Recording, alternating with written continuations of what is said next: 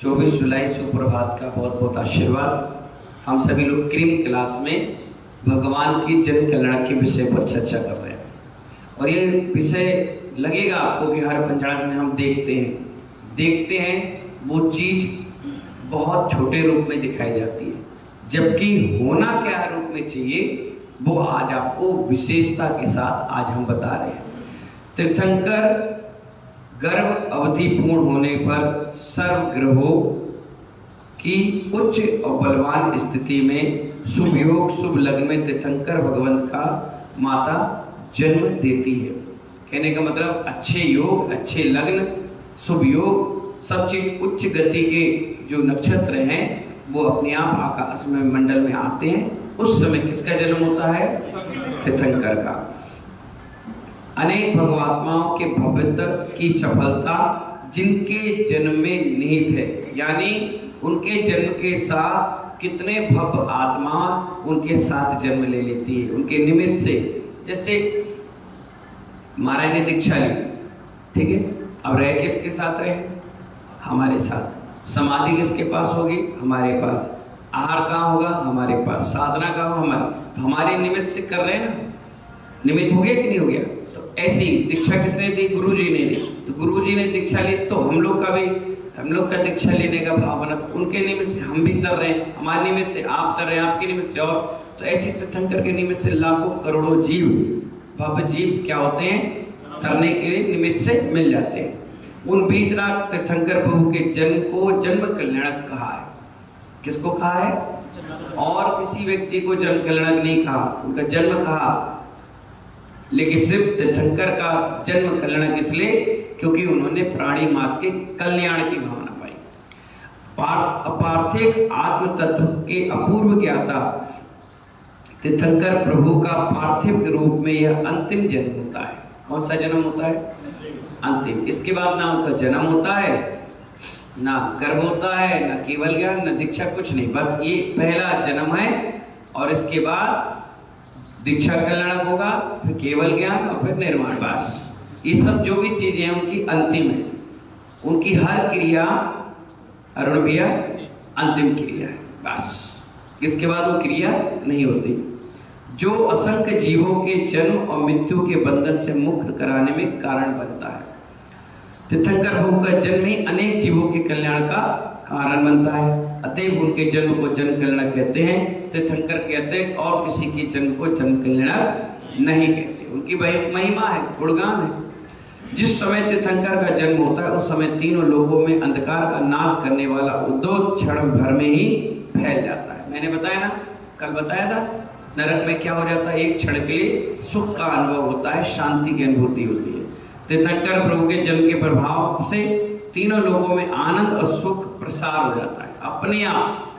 कोई रो भी रहा होगा और वो ऑटोमेटिक जन्म के कारण हंसने लगेगा, अपने आप खुश हो जाएगा।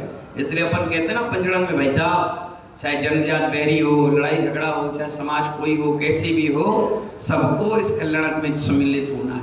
जो भगवान की खुशियों में सम्मिलित होता है उसके घर में कभी दुख नहीं आता है।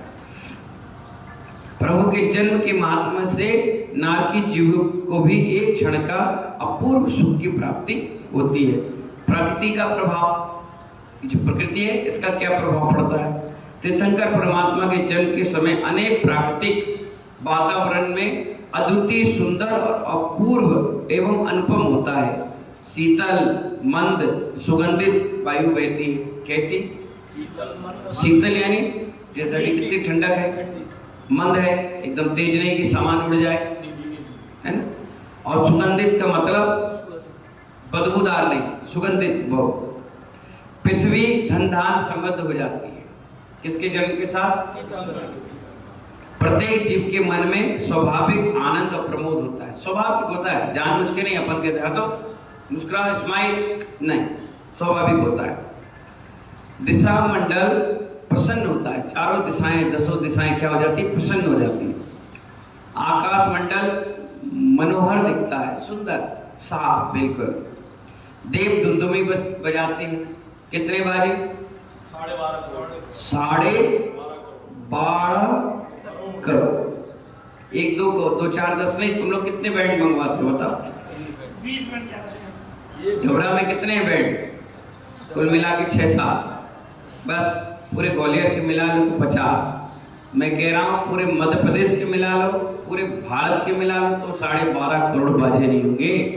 लेकिन तीर्थंकर के समय पूरे 12.5 करोड़ बाजे एक साथ बजते हैं। और ऐसा नहीं कि कान फोड़, कई बार डीजे बजता है तो आप सोचते कम करो यार आवाज, बोलते हो संगीत हमारे पास चलता है, अरे यार बहुत आवाज कर रहा है, कम करो। नहीं, वहां तो इतना सुंदर होता है कि आदमी खुद ही नाचने लगता है, खुद ही। कई बार देखना, बारात किसी की लगी हो और भजन बजे, गाना बजे, तो बगल के जो पड़ोसी उड़ोसी होते हैं वो भी नाचने लगते हैं। नचो यार। कई बार देखना, कई लोग पेपर में अनजान शादी में अब्दुल्ला बेगाना कहते हैं ना, तो लोग नाचने लगते। कई बार अपनी भी रथ यात्रा निकलती, छोटे छोटे बच्चे नाचने लग जाते। ओ, तो वो नच क्यों रहे हैं? उस संगीत को सुनकर उनके अंदर प्रमोद भाव आ रहा है, खुशी आ रही है। तो बस वो छोटा रूप है, ये बड़े रूप में, ठीक है ना। देव दुंदुमी बजती है, चारों ओर शुभ शकुन की सूचना हो जाती है। अपने आप शुभ शुभ होते हैं। वायुदेव भूमंडल शुद्ध करते हैं। कौन से देव? अलग अलग के देव हैं। जैसे अपने यहाँ है ना टीचर लाइन के, सीए के, एमबीए, इंजीनियर, तो देवताओं में भी ऐसे ही सिस्टम होता है। जैसे अपन रहते हैं यहाँ पे अपने अपने मकानों में, अपने अपने घरों में, अपने अपनी पत्नियों के साथ, बच्चों के साथ, तो वहाँ देवताओं की भी देविकाएं होती है, उनकी भी सारी चीज व्यवस्थाएं व्यवस्थित रहती है। मेघ कुमार गंधोदक की वृष्टि करते हैं। क्या करते हैं? पृथ्वी के रजकण शांत हो जाती है, गिरती मिट्टी जो होती है बिल्कुल शांत दब जाती है। शुद्ध देवी पंचवर्णी पुष्पों की वर्षा करती है, पुष्प वर्षा भी। अब सोचो, इतना विभूति के साथ तीर्थंकर का जन्म होता है, हम तो कुछ भी नहीं कर पाते। अरे हम तो प्रवचन में बोल भी नहीं पाते इतने डिटेल में, क्योंकि वहां बोलियां, कार्यक्रम, मान सम्मान, हम इसी में बेकार हो गए। पूरे जैन समाज का काम सम्मान, बोली, इसको बुलाओ, सिर पर चढ़ाओ, और नहीं बुलाओ तो महाराज बेकार, प्रोग्राम ही बेकार। आप देखिए, कहीं भी प्रोग्राम होता है, आदमी 2 चीज की तारीफ करता है। किसकी? एक खाने की, और एक तुमने हमारा सम्मान कर दिया। अगर अपन ने प्रोग्राम किया और 50 लोग बाहर से आए और 50 में से किसी व्यक्ति का भी सिर पर नहीं चढ़ा, तो मालूम क्या बोलेंगे वो? मतलब थोड़ी ना अपनी कर रहे थे, ये कोई तरीका है? अरे ये तो छोड़ो, आपने माइक से बुलाया ही नहीं, नाम ही भूल गए, भाई भीड़ है, भूल गए, तो ही गुस्सा होकर उठ के चले जाएंगे। कुछ तो ऐसे हैं, इतने मूर्ख इंसान है, वो भोजन में लड़ मरे, मंच में लड़ मरे, वो किसी को देखे ही ना कि कौन बैठा है, क्या है। उनको तो कार्यक्रम बिगाड़ना, बोले मैं नहीं खाऊंगा तो तुम्हें खाने भी नहीं बिगाड़ दो। उन्हें ये नहीं अकल है कि एक किसी अप्रभावना से हमारी जैन समाज की कितनी बड़ी क्षति होगी। अरे जो बात है कार्यक्रम के बाद कह लो, अगली बार अगर कोई छूट रहा है तो ऐसा नहीं छूट गए। जब मंच पे अगर समझ करो अरुण जी हैं और हमारे प्रेमचंद जी बैठे हुए हैं और हमने अरुण जी को बुला लिया, तो अरुण जी का फर्ज ये बनता है जब मंच पे आए तो धीरे से कान में बोलते हमारे प्रेमचंद जी छूट गए, अच्छा तुरंत बुला लेंगे। नहीं, अब वो क्या करेंगे, उठेंगे, देखो प्रेमचंद जी हमें बुलाए तो मैं भूल गए, कालर ऊपर करके गए, कार्यक्रम किया। अब जो आग लगी थी उसमें तुमने क्या काम किया? घी पेट्रोल का, घी तो धीरे धीरे जलेगा, पेट्रोल पंप से जलेगा। अब वो उठा, अच्छा मेरे पास चंदा लेने आ गए थे, अब मैं बताता हूँ, कलश की बोली लिए ना, अब 1 पैसा नहीं, अब तुमने भाव वही खराब कर लिया। 2 दिन बाद तुम्हें मना लिया जाएगा, लेकिन भाव तुमने कलश के नाम से, बोलियों के नाम से खराब कर लिया। इसीलिए कहते हैं मान बढ़ाई कभी नहीं करना चाहिए, और मान किसी का नहीं रह पाया। रावण, कंस, ये सब का क्या हुआ? वंश तक नाश हो गया, कोई पूछने वाला नहीं। जो बिना नाम के बैठते हैं उनकी इज्जत भी होती, उनका सम्मान भी होता है, उनके अंदर कोई विकल्प नहीं होता।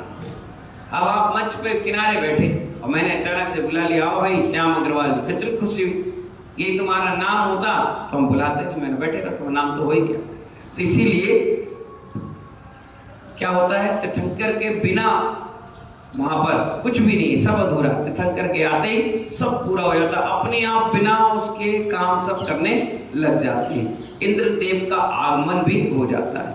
जिस समय भगवान का जन्म होता है, स्वर्ग के इंद्रों का आसन कम्मान होता है। किस इंद्र का? सौदामिनी का, और किसी का नहीं। उस समय कल्पवासी, ज्योतिषी, बैंतर और भवनवासी, 4 प्रकार के देव होते हैं ना। कौन कौन से बताना? हाथ जोड़कर बताओ।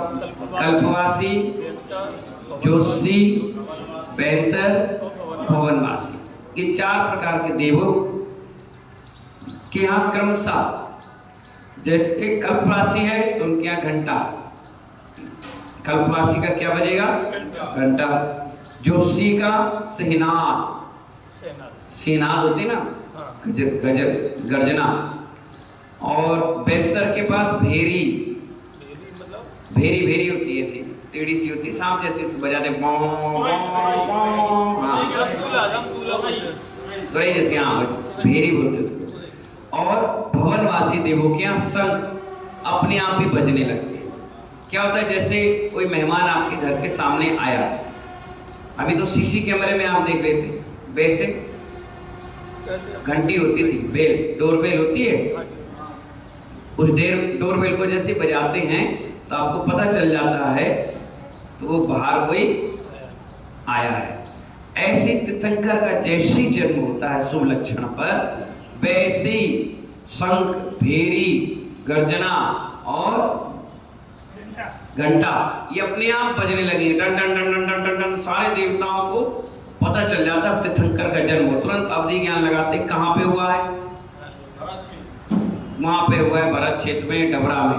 वो तुरंत सौदामिनी के पास पहुंचते, एक क्षण ऐसा यूं पलक झपकाई वो गायब होकर पहुंच जाते, इतने ताकतवर होते। वो पहुंचे सौदामिनी के पास और लाइन से क्रम से खड़े होंगे, सौदामिनी के साथ सीधे कहां पहुंचेंगे? जहां हमको ऑर्डर मिलेगा। चलिए, शंख अपने यहाँ बजने लगते हैं। अपने अपने यहाँ होने वाले चिन्हों से सभी देव अपने स्थान से ही भगवान के जन्म को जान लेते हैं। जैसे ही घंटा बजा, भेरी हुई, सीनाद हुई और शंख बजा, इससे सब लोग क्या समझते हैं कि तीर्थंकर का जन्म हो गया है। अपन चलो सब लोग अपने ज्ञान से भी जान लेते हैं और तत्काल ही अपने आसन से नीचे उतरकर 7 कदम आगे चलकर परोक्ष रूप में भगवान को नमस्कार कर स्तुति करते हैं। जन्म के अवसर पर तीर्थंकर का ये स्वाभाविक प्रभाव है। कौन करते हैं? 7 कदम चलकर सौदामिनी। हाँ, जैसे उनको पता चला जन्म हो गया तो परोक्ष में सीधे 7 कदम जाके साष्टांग सीधे लेट करके प्रणाम करते हैं। और उनकी सच्ची इंद्राणी पूर्ति किसको कर रहे हो? प्रणाम। तो कहते हैं इस युग के पहले, दूसरे, तीसरे, चौथे, पांचवें जो भी तीर्थंकर जन्म लिए हैं, उस तीर्थंकर का जन्म हो गया, चलो अपन तैयारी करें। वो जैसे निकलते हैं, सारे देवता परिकर उनके साथ चले जाते हैं।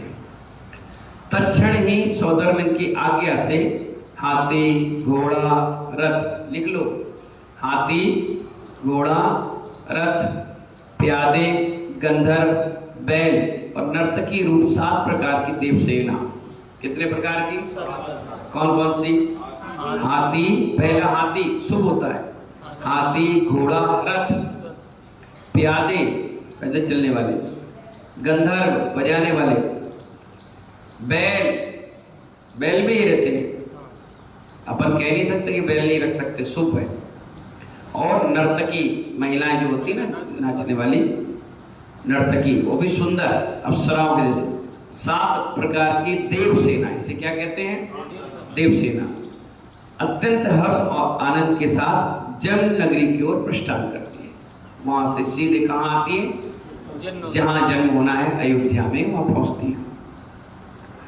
स्वयं सौदामिनी भी अपनी इंद्राणी के साथ ऐरावत हाथी पर सवार होकर जन्म नगरी की ओर प्रस्थित होता है। वहां पहुंचकर सर्वप्रथम नगरी की 3 परिक्रमा देता है। सोचो, किसकी परिक्रमा देता है? उस पूरी नगरी की। बहुत बड़ी सेना होती है, अरबों खरबों में, लोगों में होती है, तो एकदम से घुसेंगे कैसे होगा? तो पहले वो 3 परिक्रमा देता है। क्योंकि इंद्रों का शरीर कैसा होता है? विक्रिया शरीर होता है। वो छोटा भी हो जाता है और बड़ा भी हो जाता है। जब वो आकाश मंडल में होते हैं, अपने स्वर्ग में, तो बड़े रूप में होते हैं। जैसे वो धरती पे आते हैं तो जहां जैसी व्यवस्था है वैसे धीरे से संकुचित कर लेते हैं, ठीक है ना। 3 कौन करता है परिक्रमा? समस्त देव परिकर उनके साथ होते हैं, है ना। तदन इंद्राणी प्रसूति कक्ष में प्रचंड रूप से पहुंचकर जिन बालक और जिन माता की प्रतीक्षणा कर क्या करती है, अब माँ की भी परीक्षा करती है, 3 बच्चे के साथ साथ उनकी भी परिक्रमा करती है, अपने आप को धन्य करती है।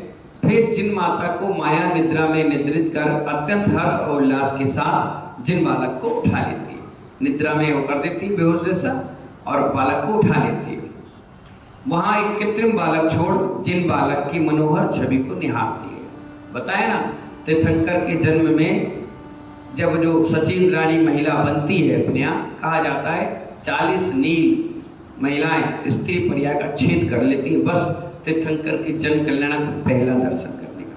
इसीलिए तो अपने कहा गया उठते साथ सबसे पहले 50 काम छोड़कर तीर्थंकर भगवान के दर्शन करने मंदिर जाना चाहिए। इससे हमारे भी स्त्री पर्याय का और इस पर्याय में जो अपन मुनि नहीं बन पा रहे या त्यागी तपस्वी नहीं बन पा रहे, इस प्रभाव से उसको बनने का भाव हो जाता है। मनोहर छवि को निहारते हुए सौदरबिंद को सौंप देती है। सौदरबिंद बालक का दर्शन कर भाव विभोर हो जाता है। इतनी तैयारी के साथ आया, आप जैसे आए हमारे पास सुबह सुबह और 8 बजे से बैठे बैठे 10 बज गया, मैं नहीं निकलूं, अचानक से 10 बजे निकलूं तो कहता खुदारे महाराज जी आ गए, खुशी होती है भाव। इससे 1000 गुना खुशी किसको होती है? अरे भैया तीर्थंकर मिल गए, तीर्थंकर को अरे मजा आ गया, बहुत बढ़िया, है ना। मनोज छवि को निहारते हुए सौदरबिंद को सौंपती। सौदरबिंद बालक के दर्शन कर भाव विभोर होता है। तत्पश्चात ऐरावत हाथी पर आरूढ़ होता जिन बालक को अपनी गोद में बैठाकर, इसमें गोद में बैठाकर सुमेरु पर्वत की ओर प्रस्थान करता। ईशान इंद्र भी भगवान के ऊपर छत्र धारण करता है। कौन करता है? ईशान इंद्र कर सौदरबिंद के साथ चलता। शेष इंद्र और देवगण उल्लसित चित्त हो सुमेरु पर्वत पर पहुंचते हैं और चारों ओर से घेर कर स्थित हो जाते हैं। अब जनगणना होता है ना, चारों ओर से घेर लेते हैं। सौदरबिंद सुमेरु पर्वत की ईशान दिशा में पांडु शिला पर दिव्य सिंहासन रखता है। अब देखिए इसमें क्लियर हो गया ना कि भगवान का मंदिर का काम ईशान दिशा पे होता है। बहुत अच्छी दिशा होती है, इसीलिए कलश, जाप, स्वाध्याय ये जो घर में आप करते हैं किस दिशा में करना चाहिए? ईशान कोण में। तत्पश्चात बड़ी भक्ति से भगवान के पूर्व की ओर मुख करके विराजमान करता है। किस ओर मुख करके भगवान? ईशान कोण में तो बैठते हैं, लेकिन उसमें भी पूर्वाभिमुख बैठते हैं, है ना। तत्पश्चात बड़ी भक्ति से भगवान को पूर्व मुख में विराजमान करता। फिर अत्यंत उत्साह और उल्लास के साथ क्षीर समुद्र के जल से 1000 कलशों द्वारा जिन बालक का अभिषेक करता है। 1008 कलशों से क्या करता है और कैसे करता है मालूम है? नहीं मालूम? सुमेरु पर्वत बहुत लंबा चौड़ा 1,40,000 योजन का है। तो जितने देवता खड़े होते हैं वो सौदर्म के पीछे नीचे खड़े हो जाते हैं। सौदर्म यहाँ खड़ा हो गया, ईशान यहाँ खड़ा हो गया, और सौदर्म डायरेक्ट नहीं लेता सामग्री, वो खड़ा रहता है पांडुशिला में। और देवता जितने भी हैं लाइन से के पीछे खड़े हो जाते हैं। एक ऐसा गुंड भरा और एक को दिया, फिर दूसरा भरा, दूसरे दिया, फिर तीसरा, एक दूसरे को पार्सल करते हुए जाते हैं। ईशान इंद्र के पास कलश पहुंचता है, वो सौदरबिंद को देते हैं, सौदरबिंद ढाल देता है, फिर कलश गायब, देवोद्वार रहता है। फिर दूसरा आता है। ऐसे कितने कलशों से करते हैं? 1008 कलशों से। बहुत विशाल कलश होता है, उसके बारे में अभी डिटेल बताएंगे। अभिषेक की क्रिया में सौदर्म और ईशान की मुख्य भूमिका होती है। किसकी? सौदर्म और ईशान। शेष इंद्र देव परिचारक बनकर अभिषेक महोत्सव के सहभागी बनते हैं। कायदे से तो सिर्फ सौदर्म इंद्र ही अभिषेक करता है। ये बहुत बड़ा उपकार है। मैंने एक दिन बोला था डबरा में कि अगर हम अपने नियम कायदे कानून से थोड़ा सा टाइट हो जाएं तो पूरे डबरा में 2-3 घर मिलेंगे जहां हम आहार कर लें, 2-3 घर मिलेंगे जो अभिषेक पूजन कर लें, बाकी सब अलग हो जाओगे, 1 मिनट लगेगा। कायदे से सिर्फ पंचगणक में सौदर्म इंद्र ही अभिषेक करता है। क्या? फिर भी आचार्यों ने कितनी बड़ी अनुकंपा तुम पर की कि तुम धोती दुपट्टा कलश लेकर के खड़े हो, कोई बात नहीं, तुम भी एक ना एक दिन सौदरमिंद बन जाना, जाओ कर लो। कितना बड़ा उपकार किया, और इस उपकार का बदला क्या मिलता है? मजा नहीं आया, महाराज हमें जमे नहीं, अरे मेरे को बुलाया नहीं, मेरी फोटो नहीं दी, मेरा नाम नहीं दिया, बड़ा आ गया नाम वाला, फोकट में अभिषेक करवा दिया तुझसे, फोकट में नाम दिलवा रहे, फोकट में सम्मान करा रहे।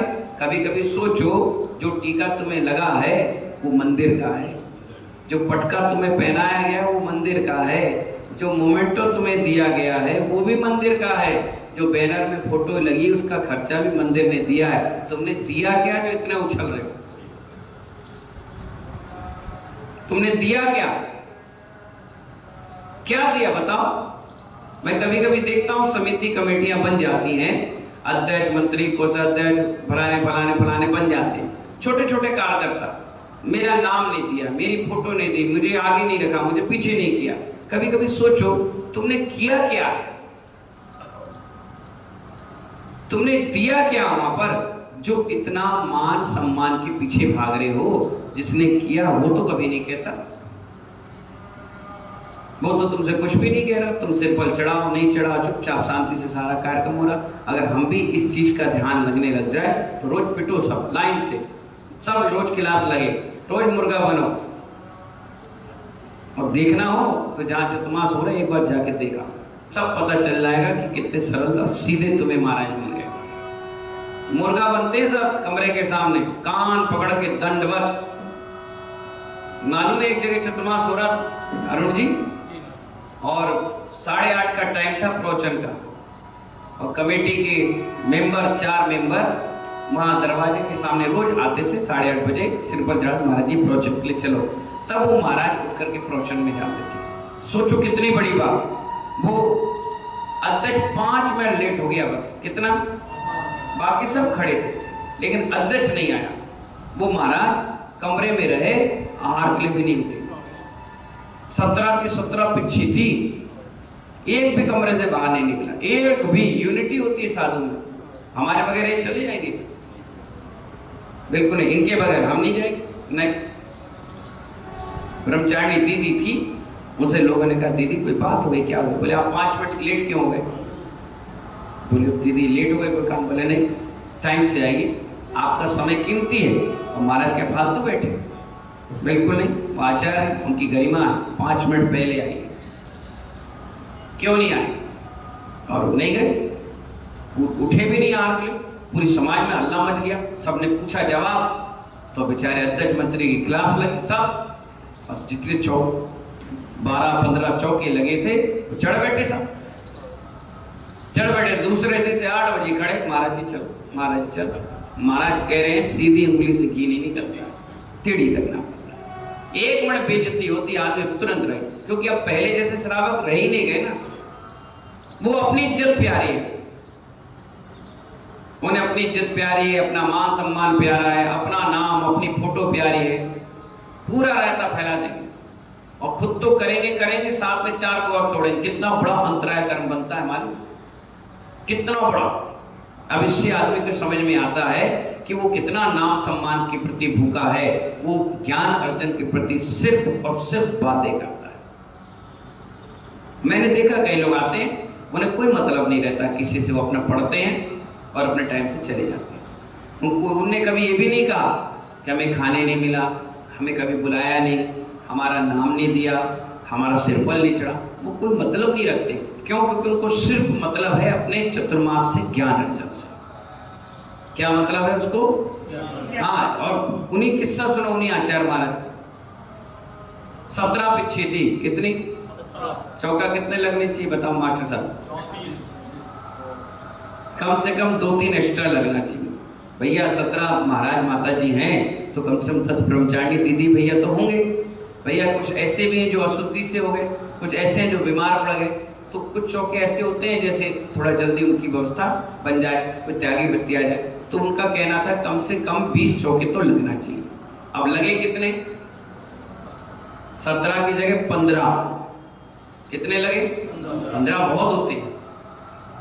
नहीं उठे महाराज हार के, पहले दिन उन्होंने देखा, दूसरे दिन देखा 15 से 12, 13, 15, 10 हो गए, कम हो गए। अच्छा ठीक, आज कोई आहार के लिए नहीं उठेगा, प्रोचन में कह दिए। क्यों? बोले नहीं, आचार का एक गुण है, चौका एक हमेशा ज्यादा लगता है। कहीं से लौट के आ गए, कहीं अंतराय ऐसा हो गया तो वापस आना पड़ा, कहीं शुद्धि बिगड़ गई, कहीं कुछ हो गई, तो तुरंत वापस आने के लिए वो चौका खाली रहेगा तो वहां आहार हो जाएगा।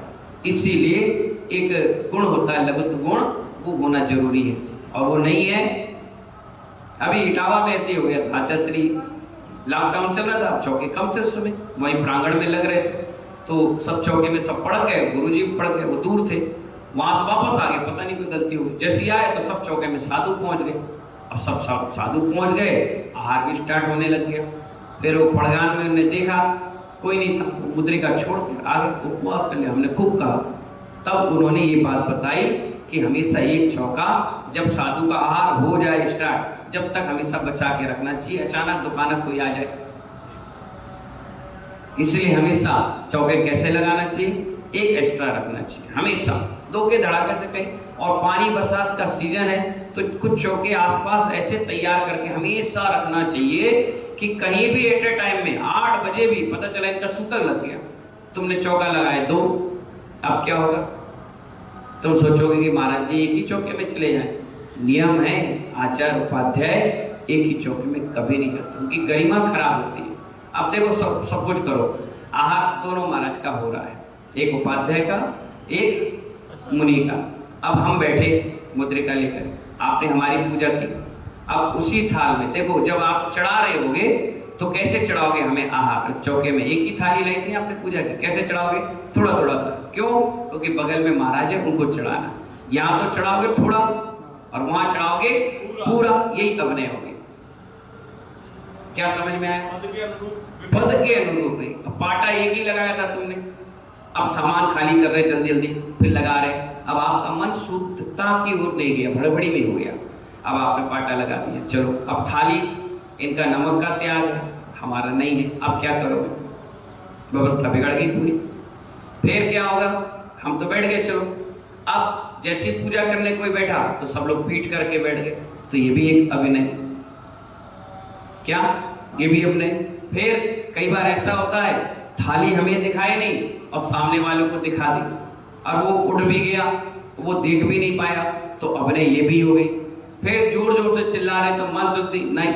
अगर कोई बड़ा है तो धीरे शांति से विनय पूर्वक, विनय बहुत ध्यान रखिए। इसीलिए कहा गया एक ही चौके में आहार मत। मजबूरी की बात होती है कि रास्ते में विहार कर रहे थे, नहीं है रास्ते की व्यवस्था, एक आध दिन की बात चल जाती है, आपातकाल। लेकिन तुम सोचोगे रोज एक ही चौका लगाओ और उसमें आहार कराओ, फिक्स कर दो, नहीं। जब चतुर्मास के लिए लोग सिर पर चढ़ाते हैं तो हमारे आचार्य श्री पहले ही कहते हैं, भाई 30 साधु हैं, आप लोग चौके कितने लगाएंगे? एक लगते हैं कि सामूहिक? बोले नहीं, उठाओ सिर पर, भागो यहाँ से, चतुर्मास नहीं होगा। क्यों महाराज? एक साथ सब दे लेंगे। बोले सामूहिक आहार कभी नहीं होते चंदे चिट्ठे वाले, भाई एक लगा ले, हम अकेले लगा ले। बोले एक चौके में भी आहार नहीं होते। फिर बोले नहीं, आप कम से कम 10-15 चौके लगाओ। अभी भी श्रेयांसगिरी जैसे क्षेत्र में कम से कम 5 से 7 चौके तो लगे ही होंगे। 25 साधु, उसमें क्या होता है 5-7 साधु 8 साधु रोज उपवास करते हैं, वहां साधना खूब करते हैं। बच्चे कितने? 15 से 20, तो 10 चौके 8 चौके में हो जाते हैं, एक में 2-2 करके एडजस्टमेंट। बड़ा संघ है, क्षेत्र जंगली क्षेत्र है, कोई ऐसी जगह व्यवस्था तो है नहीं, तो ऐसे तो तुम ये सोचोगे नहीं। उदाहरण व्यक्ति क्या देता है मालूम है? वहां तो एक चौके में हो गया था, हम भी एक ही चौका लगा, नहीं वहां मजबूरी थी भाई, अचानक सूतक लग गया, कोई बीमार हो गया, महाराज जी को पानी गिर गया, महाराज जी का स्वास्थ्य ठीक नहीं था, उपवास किए थे, तो इसका मतलब ये थोड़ी ना कि रोज ही एक लगा दो और महाराज जमाया। ये बहुत बड़ी बेइज्जती होती है।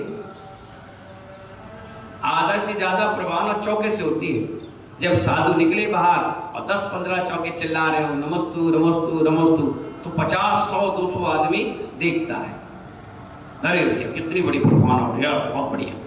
मुझसे भी लोग कहते थे महाराज जी दूर है, आप यहीं आहार कर लो। हम नहीं करते।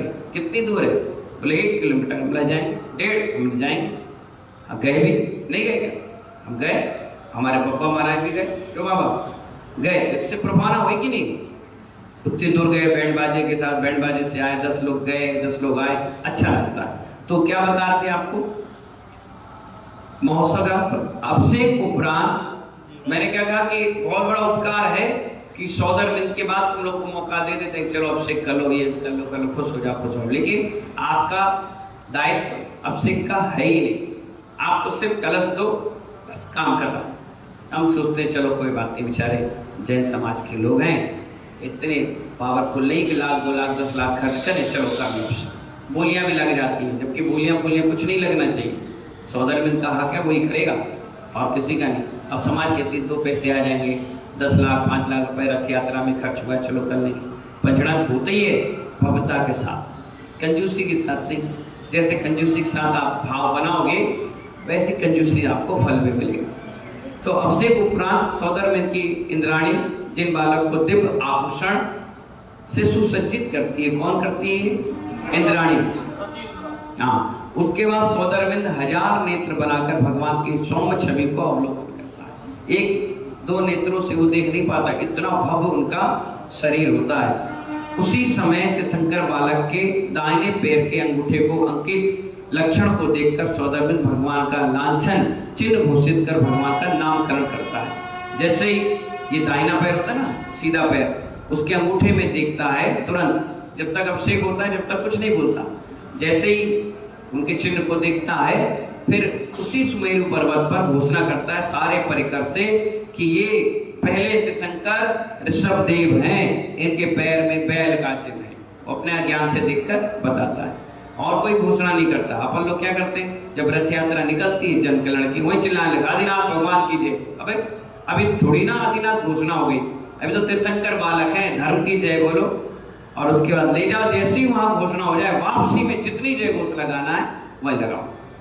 तीर्थंकर जिन बालक को वस्त्र आभूषण से सुसज्जित के उपरांत 100 ऐरावत हाथी पर वापस विराजमान होता है, समस्त देव इंद्रों के वैभव के साथ जन नगरी में आता है। अपन लोग क्या करते हैं, सब जन कल्याण तक जाते हैं, उसका खाना खाए, पेट भर के भग गए, सिर्फ 2 ढपड़ी वालों के साथ हाथी वापस आता है। नहीं, जैसे गए थे वैसे ही उसी उत्साह उमंग के साथ वापस आना चाहिए।